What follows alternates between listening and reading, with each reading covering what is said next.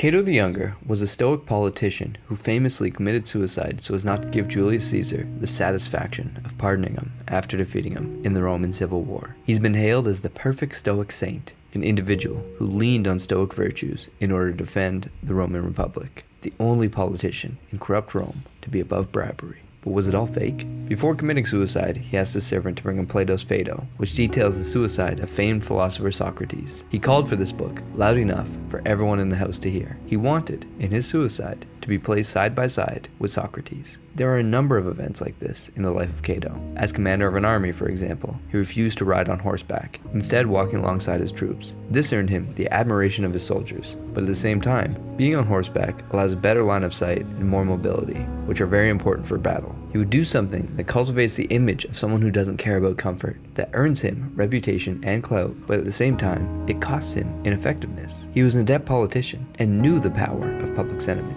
Try as he may to have been seen as someone above politics, he was actively making an effort to be seen in a certain light. So with this background knowledge on Cato, did he really throw his life away just to prove a point politically? It's very possible that he did. I'm sure he did come to the conclusion that this was the path to take based on his virtues, but at the same time, he must have had that voice in his head that told him, this is consistent with the image that you've cultivated. I'm not knocking Cato for choosing his own way out. I just found it interesting, because we all put on a mask to appear a certain way to our peers and to society. This man was known specifically for not doing that, but paradoxically, he went out of his way to deliberately cultivate that image. The drives that make us cultivate a persona within society are very deep indeed.